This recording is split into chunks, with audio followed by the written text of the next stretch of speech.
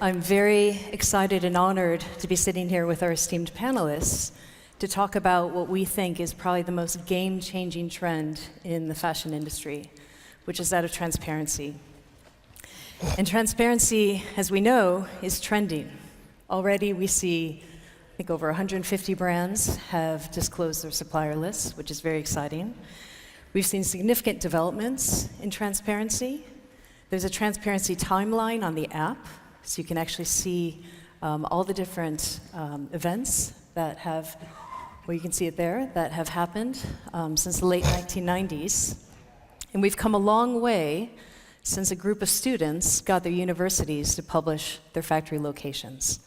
So it's a very exciting time for transparency, and it's one that we, through the panel, hope to celebrate the role of transparency and talk about how it could be effective in improving the conditions of the global fashion industry. For us at C&A Foundation, transparency is extremely important. We've funded dozens of transparency initiatives. We've invested over 8 million euros over the past couple years. So it's core to the work that we do and our belief that fashion can be a force for good. And for the panelists, I know that transparency and traceability is very important.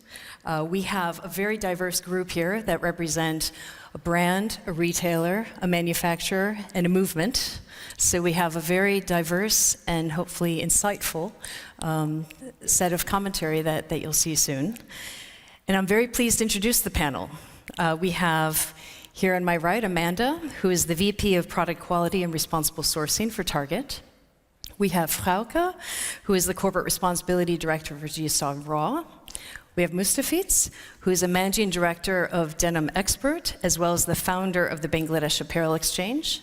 And last but not least, we have Orsola, who's the co-founder of Fashion Revolution and the creative designer. So welcome, everyone. But first, before we begin, I want to start with a couple definitions, because when we talk about transparency, we may not be talking about the same thing. It may seem simple, but I think it's really important that we're all clear what transparency means. And for us, transparency is disclosure of information in a standardized manner that is accessible to all and enables comparison. That seems very simple, but it's not. Sometimes the data that's disclosed cannot be compared. Sometimes there's data available, but it's not publicly disclosed. So that's what we mean by transparency. Now, traceability is slightly different. Traceability is really around the ability to discover information about when and how a product is made. It involves visibility, it can involve disclosure, but it's not necessarily the same as transparency. And for us, when we talk about information, we want information that can be tracked, be collated, and be aggregated to tell a story. Finally, you can ask questions of this panel. We're going to get started now, but if you go to the app, it's very easy. You go to the menu, then program, then click on this session, and at the bottom you'll be able to ask questions. So please do, and we'll pick those questions that we think are the best ones. With that, let's get started. So I want to start with the first question, which is really around the why of transparency, and specifically, why is transparency important, and what is your organization doing to accelerate it? So if I can start with Orsola to kick us off. Okay. Oh, does this work? Yes. So transparency, really is the first step towards a different culture for the fashion industry, one where brands become accountable and open, and where consumers and citizens are ready to scrutinize and ready to stay vigilant. Fashion Revolution really was born out of a crisis, the Rana Plaza disaster, and our first cry was about transparency, looking for transparency, looking for the people who make our clothes. And it's been like that for the last 5 years. We have our hashtag, Who Made My Clothes, which has reached millions of people and ignited countless conversations. And it even started its own reply, I Made Your Clothes, which is growing every year, and it shows that producers do want to be visible. In addition, we also publish our Fashion Transparency Index, and last year's, 2017, was downloaded over 40,000 times. So we are putting transparency in the fashion map. Great, thank you. And this is your third year of the index, I understand. Yes. Which is very exciting. Mostafiz, Yeah. why is transparency important to you as a manufacturer? For me, transparency is all about trust. Trust, if I don't have trust from my buyer, or my buyer don't trust me, or the consumer don't trust to the buyer, or what we are doing, so it's all about the trust, start from there. And then obviously transparency bring you traceability, and traceability start from accountability. If I don't know who is my father, then who will be accountable for me, whatever I am doing? So I need a father. So who is my father? So I need first traceability, then I need accountability. So for me, all about transparency is all about the trust. What my organization is doing, before that I came from Bangladesh, I want to tell what my country is doing, then I'm going over there.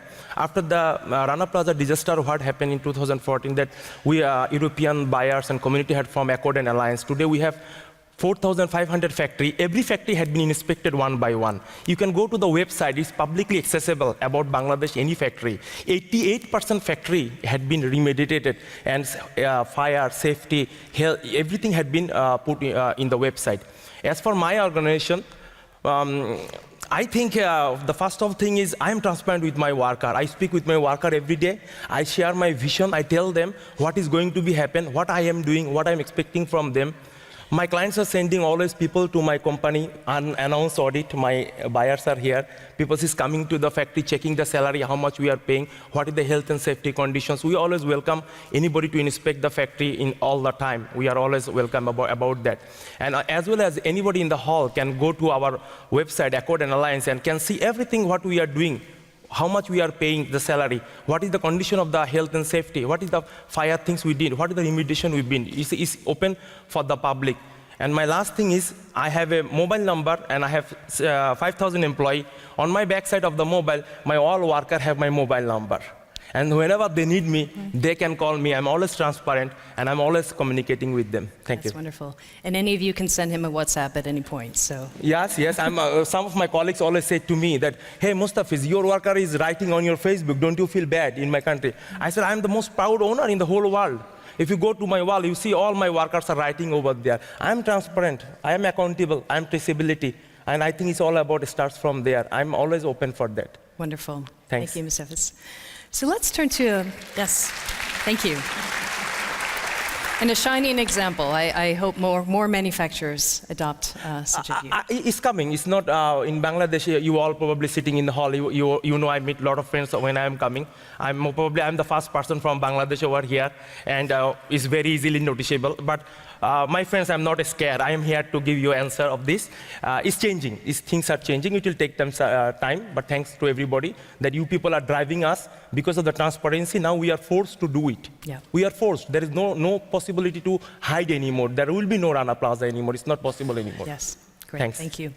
Great. Frouke, G-Star Raw has been incredible in terms of your accomplishments in the sustainability field. So why transparency, and how are you tackling it? Yeah, from the brand perspective, I think we're in the same boat in a way. We see that transparency really improves the change, and it really makes the change. It improves workers' rights. You build trust and credibility. But it also advances your own strategies and policies, so it advances your ethical business practice. And within G-Star, it has been very important. It has really pushed us further. So we started publishing in 2006, for example, the code of conduct, something every brand starts with, the basis. And as of then, it has moved us into publishing our suppliers online in an online manufacturing map. So if you click in our online store, you can find out where the product is made, and we give a lot of details there. And we've seen that it has really pushed us also in collaboration with NGOs, other brands, and then we signed up to the Transparency Pledge to also show that what it can bring, and that other brands should also join us in this. And are you finding, is that being driven by the company, or are your customers asking for that? Customers are also asking for it. We see over the last, I think, 5 years, 5 years, more and more customers want to know where their product comes from. So they can make more informed decisions if they know where something is made. And I think we need to move in giving more standardized information as brands, so that consumers can also make a decision and make an informed decision, because the information and the data we give is the same. Yeah, great, thank you. And I think moving to Target, Target's a very different animal. You have thousands and thousands of SKUs. You work across multiple product categories. Why is transparency important to you, and how is Target addressing it? Yeah. You know, I'll start by saying, you know, we have a purpose at Target, which is to bring joy to all families in everyday life. And I see that as not only our consumers, but our team and our partners, which includes the people that make our product. And I'll tell you, we do hear from our consumers, which we call guests, more and more that they will be more loyal to brands and retailers that have ethical and sustainable practices. So we know that that is not only good to do, but it's good for business. We also honestly are hearing more and more from our team. We employ over 380,000 people, and people want to know what Target's doing and how they source product. And so it's actually helping us recruit and retain talent. I would say the investors are also asking more and more, post-Bangladesh, the Rana Plaza tragedy, what are we doing not only to give great business returns, but how we do that business. As far as what we're doing, you know, we were the first, in 2014, we published our first tier suppliers, and in 2016, we were the first US retailer to publish our Tier 2 apparel suppliers. But we realize that's just one step. It really is a holistic program for us to have the knowledge so we can actually improve the work.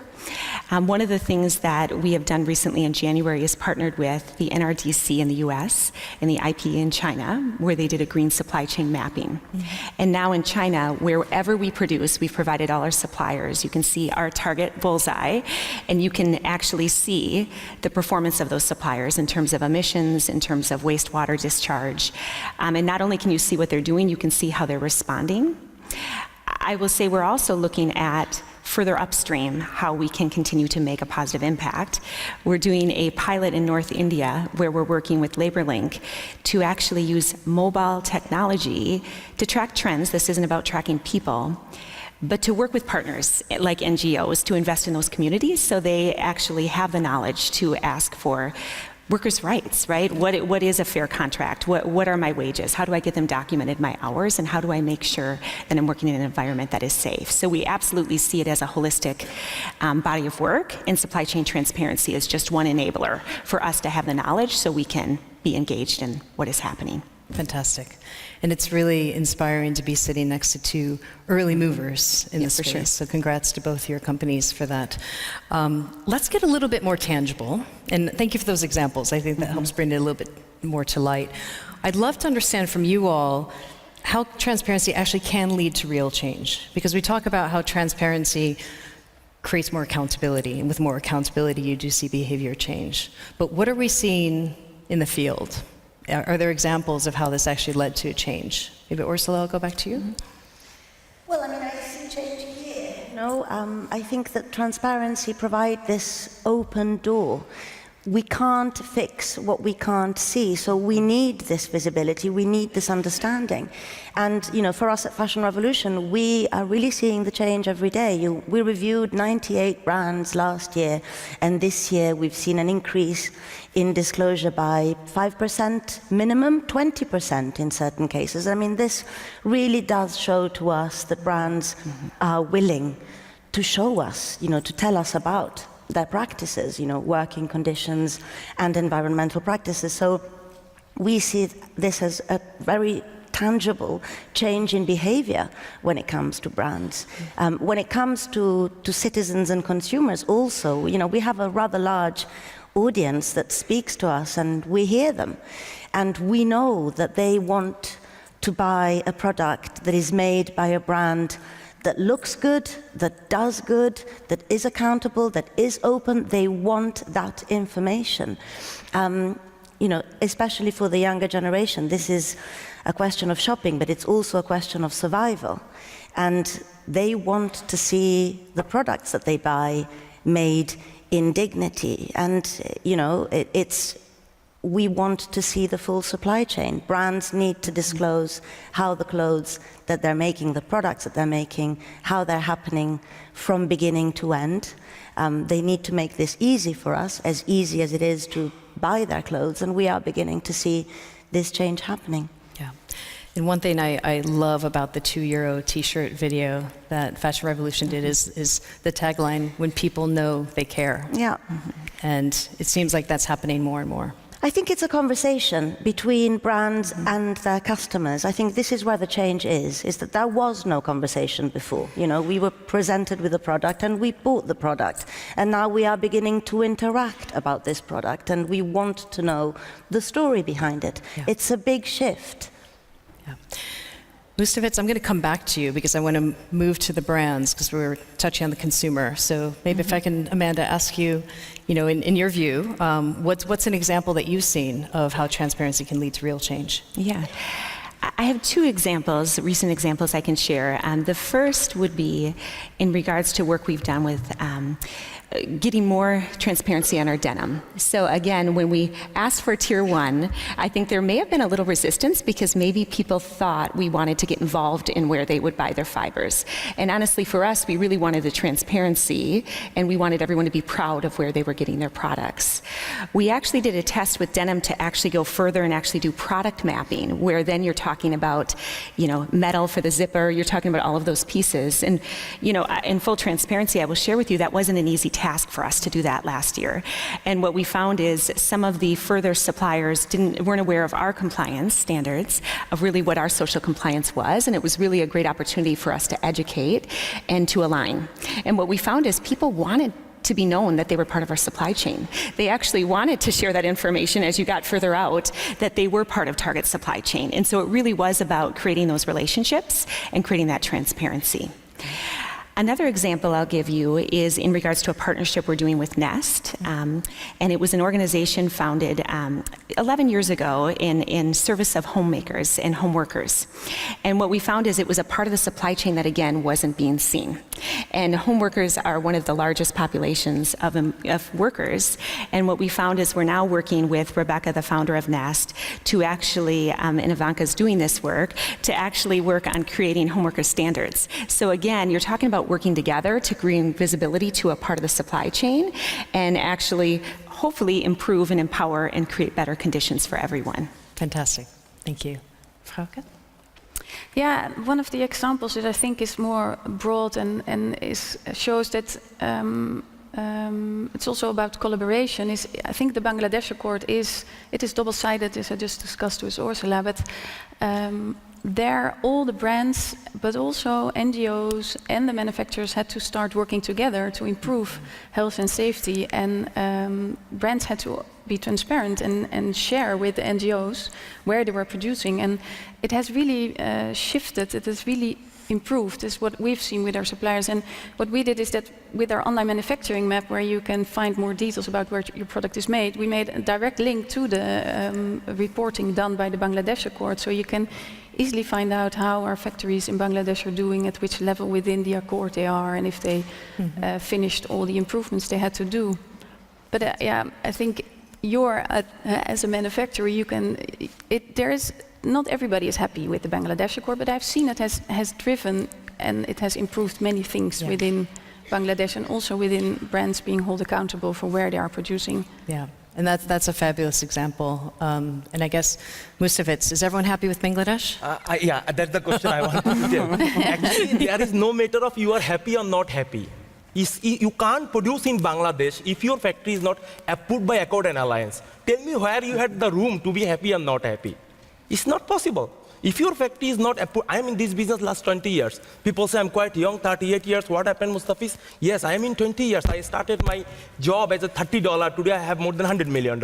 So I'm just telling to you the fact from Bangladesh. Believe me, it's not possible. You can't produce in Bangladesh if your factory is not approved by the Accord and Alliance. It's not possible. Most of the time, my friends from different brands and retailer ask to me, hey, Mostafiz, I want to bring this factory as my vendor. They make a lovely blazer. You know, how can I do it? Because the factory is not getting passed by the Accord and Alliance. So there is no legacy anymore that you like or you don't like. It's a fundamental rules now that if you want to produce, if your factory is running, you have to pass through Accord and Alliance.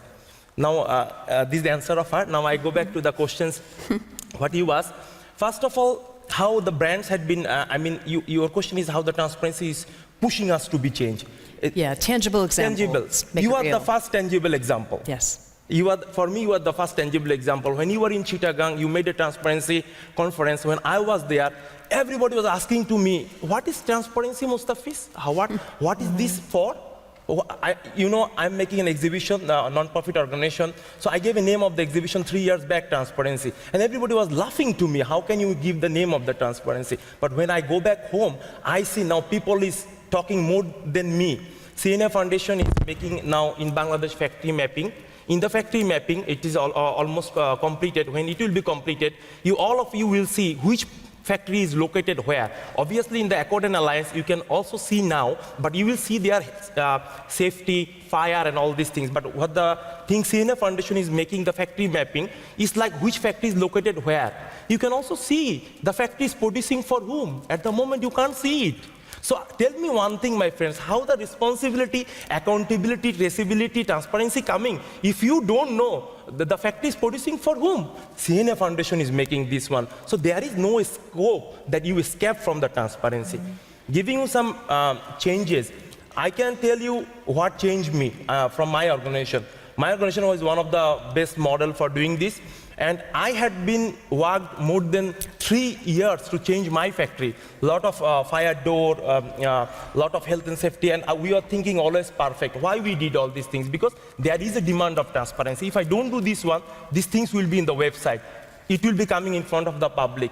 And also, if you see in the world, out of the 10 best green factory, Bangladesh having the 7 best green factories in Bangladesh. Why this happened? Do you think that it happened from responsibility? It happened from the accountability and traceability, and this because the transparency. I'm not going to what consumer is demand. Maybe my friends can tell better than this, but I can only tell what they want. How they're pushing us to be more transparent. Believe me, if there is no transparency, if there is no transparency, Rana Plaza is only an example. Why we talk about Rana Plaza only? I am thinking further than Rana Plaza. There could be more disaster if the transparency is not there. So in one word, my friends are always pushing us to be transparent. Anytime they're sending the audit, we are always ready. Because when there is an unannounced audit, brands and retailers send the people directly. And if you are failed, immediate in 2 minutes, one system, everything blocked. You can't produce for it anybody else. This is simply not possible. And you all will be happy to know that before I'm coming over here, a few days ago, with the help of ILO, we had started, from the Bangladesh government, had started LIMA, that is a labor union information. You can even track it, the factory having how many labor union, what is the worker bargaining committee, does the factory have WW of committee or not? Even you can track that. It's going beyond the things what already you people had been pushed us. We are now going to show you the factory, does they have the union? What is the bargaining committee, is there or not? Is it functioning? You can see all these things always working for us. So for me, I will tell to you that I can't think anything without transparency, and is beyond the Rana Plaza for me. Yeah. And I would like to invite all of you. I'm ready to host in Bangladesh. Please come. Let's see the factories. Let's go together and let's make a summit and conference over there. How the transparency is pushing us to be more safe and better. Wonderful. And again, you can send a WhatsApp to Mostafiz to take him up on that very kind invitation. We're starting to get some good questions coming in from the rest of you, which we'll go to after one final question. Please do note, you not only can ask questions, but you can vote on questions that have been asked. So I'm going to pick that has the most votes. So final question for me. If transparency is so good, and it's really inspiring to hear all your stories, why is it not happening? You know, what are the barriers that you find, and how can we overcome these barriers? I'll start with you.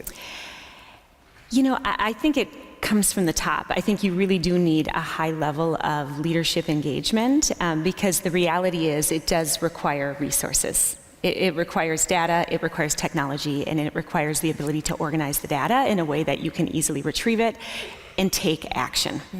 So I would say, my advice for everyone in the room is, Target is a pretty big company. We have, obviously, we represent most categories, and it's pretty complicated. It's all about starting. And I think what I'm really proud about what the team has done at Target, it's not just about one step and then you check the box. It's really about a holistic program of how can we make a difference? How can we make a more positive impact on our purpose?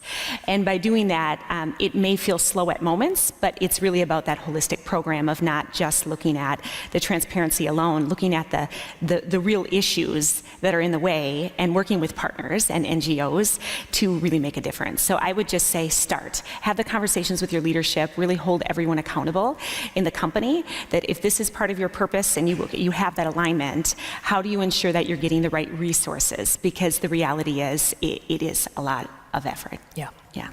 Great. Ursula, can I ask you to jump in? Well, I mean, there are several barriers, I think. The fact that brands don't trust it, they haven't tried it for long enough. The fact that there is an issue of competition in publishing your manufacturers, for instance. But there is also a cultural barrier. The fashion industry, the fashion supply chain is built on secrecy. It's as inefficient as it is opaque. The entire culture of fashion is built on, elitism and closed doors and unavailability. So we're looking at something which is really disrupting the whole fabric of the fashion industry as we understand it right now. So in that sense, it's both a breath of fresh air as well as a very useful weapon to really, change something. In the sense that, as we said previously, the fact that we want to know that our clothes are made in dignity wherever they're manufactured, the fact that we want to expose and understand the whole of the supply chain as a system is a barrier to a certain extent to the fashion industry itself and the way that it's been operating for so long. When you talk about these gigantic failures of transparency, I can only think of Rana Plaza, really, to start with, and how, as you say, this wouldn't be possible now. But the fact that there were brands just after the aftermath that didn't know whether they were or weren't producing there is a never again moment. And, to defy all of this, to defy this culture, takes a big change. Yeah, absolutely. Frouke?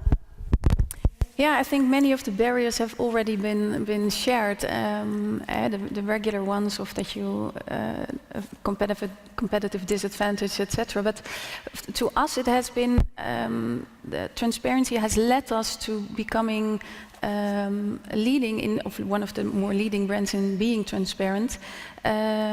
Also, with a failure more than 12 years ago, where we had a social conditions issue with one of our suppliers in India, and the Clean Clothes campaign started discussions with us and challenging us.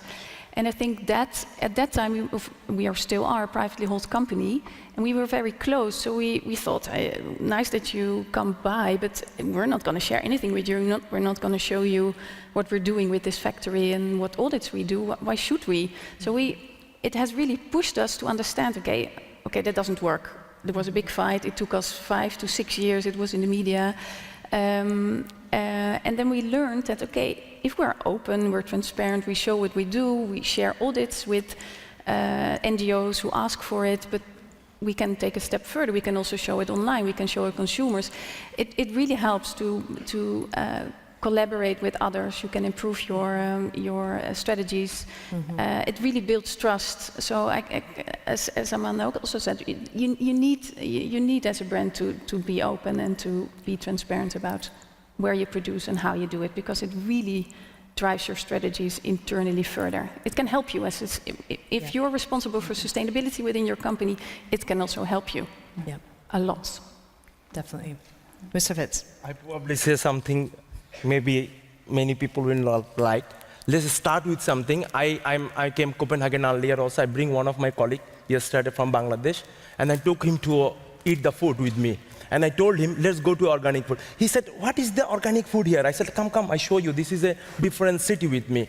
And I took him there, and I paid the bill, and he said that, wow, it's much. I said, you have to pay for it. You want organic food, you have to pay for it. Ladies and gentlemen, nothing is free in this world, only the air and sun. Yeah, you can laugh to me, but this is the truth. We can talk a lot, but we have to pay for that. Are you going to pay for the transparency? Consumer is willing to pay for that. Who is the responsible for educating them? I cannot educate, I'm a manufacturer, my bosses are here. And then bosses is communicating with the consumer. Whatever they are telling, I'm a price taker, I'm not price giver. I take the price from my clients. I think for me, the biggest barrier for the transparency is cost. Somebody have to pay for that. Either it is manufacturer, it is brand. At least I got one clap for Rana Plaza. Rana Plaza, I am so much worried. Before I am coming, my colleagues said that, are you going there? They all will talk about Rana Plaza. I said, let's go there and face it. Anyway, so my friend, the thing is very simple. I'm always going to my country. I'm always explaining to, by the grace of Almighty, a lot of brand retailer, a lot of people sitting here, maybe we didn't meet, but they all are my friends. I know many people. You all know very well, if I don't get more money, I'm not interested. When I want to work for my factory, I'm always looking for more money. How can I earn more money? If I have no money, how can I pay to my worker? Believe me, I always like to pay to my worker. I want to pay more money. But I don't have my father, I don't have bank. I go to my factory morning 7 o'clock, coming 10 o'clock at night, I'm working like an animal. But where I get my money? I need money to pay my worker. I cannot take care of them, it's not sustainable. It's really not sustainable. We need to pay for the transparency. Transparency, yeah. I'm going to cut you off there. Yeah. He needs to be paid more. So let's just summarize. No, by the grace of Almighty, I'm fine with that. I just want to take care of my people, and I just wanted to do something for the industry. Anyway, let's come to the questions. First of thing is barrier of the transparency. For me as a manufacturer, gentlemen, we have to pay for that. Either it is consumer is going to pay for that, brand going to pay for it. We are going to support for our brands. We are going to do whatever they are saying. They need to communicate to the consumer. Consumer have to pay for that, as I paid more money yesterday for the food. Sure. Okay, we got that point. Thank you. Okay. I think it's a really important point. So thank you for pushing that. Okay. Second thing, I have one more question. Very quickly. Very quickly. Very quickly. Okay. Transparency should not be barrier for me. I will not be transparent if it is competitive disadvantage for me. I am a factory, they are a factory in China, other factory in Cambodia, one is America. I am always transparent. I am everything, and my competitor is not like this. When I go to my buyer says, Mostafiz, these jeans I am buying from X country in $8, you are $7. But why I am $7? I have to pay to my worker. I am transparent. I am doing health and safety, fire and everything. So to request to you, if you wanted to be transparent, please make sure that everybody is equally transparent. So we all in the level playing ground. Yeah. Very good points. So level playing field. Let's move to some of your questions, because we still have quite a few things to do in the 6 minutes that remain. I'll pick the top one, because we've had quite a few votes for that, which is, with all the various certifications in the fashion industry, how can we integrate the systems so that there will be one universal set of transparency and traceability principles? Will this happen? Anyone want to take that? Anyone besides Mostafiz? No, it's kidding. You all like me, isn't it? I can tell it. Okay. This is the common questions wherever I am going to any. Before coming here also in Amsterdam, also I have the same kind of questions. For me, it's very simple. Listen, this is the truth. If the brand's retailer want, it's a matter of one-day job. When Rana Plaza happened, within a minute, everything changed, and then becoming the health and safety without Accord Alliance, it cannot be done. If they also want, it can also be done. We are really under big pressure for so many inspections, so many tests. So every day in my factory, why don't we make one universal code of conduct for everybody, not only for my factory, but for the whole world? So I just want to request to you that please save us, as you all help us to be more health and safety, worker well-being for the like the Accord Alliance. Please do something that I am working for 10 clients sending different people. I am making one door, other people is telling no like this. Give us one rule when we consulted to follow this. Yeah. Please make one rule, one world, and let's work together to make it happen. Yeah, then I fully agree with you. I want to add to that That's also something that currently within the Sustainable Apparel Coalition is worked upon. Within, of course, the HIC index and many brands. It's for environment only. HIC index is. No, it's moved to labor as well. We'll hear more later today, I think, about Sustainable Apparel Coalition, but it will be broader. It will not only be about environmental, it will also be about social conditions, but also be about the brands. We also have to fill in certain modules. So that is something that I think the whole industry should join, and we need to move to a standardized format. Yes. Because I fully agree, it doesn't help that I tell you, okay, you have to put your fire distinguishers here and the next That is brand happening here. here. Once I'm putting there, other people is telling remove there, and all day is going out of that. Yeah. Let's make it one rule. So fully agree, and Baptiste is here somewhere from SAC. He can tell find more. him over lunch. Have a chat. No, I think that is a very valid point, and we need more convergence in the industry. Let me switch gears, because I'd asked each of you as well to share to this group what would be your call to action, because we have this incredible group of influencers, we have brands, we have retailers, we have media, we have NGOs, we have platforms. What is your call to action to the industry to accelerate transparency? You know, I totally agree with what has been shared here. You know, we may compete in business, but we do not compete with protecting our workers and ensuring that they're empowered and that they're in a great position to have the joy of everyday life. So I will tell you, one of the things that we are working toward is exactly what you just talked about. How do we work together? This problem is too big to solve on our own. We have to work horizontally and vertically. And I think the idea that we're here today and we're solving problems together around how we can have one set of standards that we can actually all abide by. So then when Target shows up, it's not about starting over, it's about going where we need to keep making progress work, right? You actually bring your resources and focus where the next step is versus all kind of stepping back and, you know, making the factory go through a bunch of processes just to kind of meet your checklist. So I'm really excited to be here, and I think part of it is us getting together and solving these problems together. Yeah, great. Frouke. Yes, as I said before, I really think that, and it's more a call to the brands, that if we all join the Sustainable Apparel Coalition and follow the roadmap to transparency that they have set up, then you need to take certain steps within the HIC index, and that will really drive the change, because then we have standardized information. We feel certain things in, manufacturers do, brands do, and it can be a way that consumers can also see the same type of data from different brands. So that will really help the change and make sure that consumers can make informed decisions in the future. Yeah, great. Thank you. Mostafiz? I would probably add one more word with you, that consumer can see. How consumer will understand? Consumer is confused. We need to communicate in one language. Today, this is green wash, this is blue wash, this is waterless wash, so many kinds of things. We need to communicate in one word about the transparency. If we can change after the Rana Plaza everything for that, because things have been demanding in the European community, why don't we also make a rules? If you are not transparent, if you cannot produce, very simple. You have no right to pollute the world. You have no right to take somebody's life. Very simple. I want to make you a rules, and you said there are a lot of important audience. I don't know any important audience, but I am leaving my this place by hoping that if there is a lot of important audience, this problem will solve. Make a rules like that. You are transparent. You have to be transparent. If you are not transparent, don't produce clothes. Sell burger or something else. Thank you. And third applause. You're doing well here, Mostafiz. We'll bring you back next year. Before I go to Orsola, can we put the question up for the poll, please, so people can see that? Orsola, final word to you, and then we have a little poll for you guys. Final words.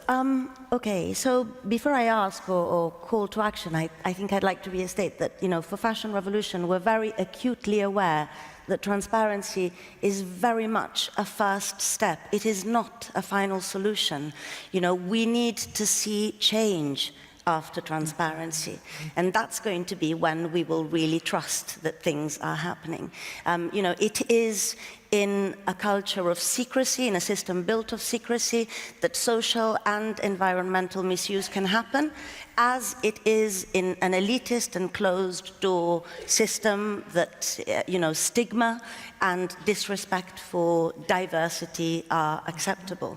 So the first thing that we know is that we don't thank those brands that are becoming more transparent. We don't necessarily praise them. We ask them to keep improving. And so this is our call to action. Keep improving. Because we won't stop until supply chain workers, all supply chain workers, not just garment workers, are paid a fair and a dignified wage.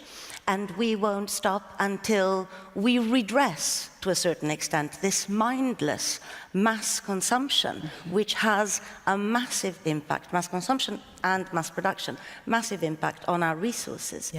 And to the consumers, I say, keep asking who made my clothes, because we know that, this is being heard. Yeah, absolutely. And transparency is indeed a means, not an end in itself. And with this poll, we asked you, how optimistic are you that we as consumers will actually have the information we need to make informed choices? The question is, when do you believe we'll have all that information? Most of you seem to think by 2030. So that's pretty optimistic. And that gives me hope.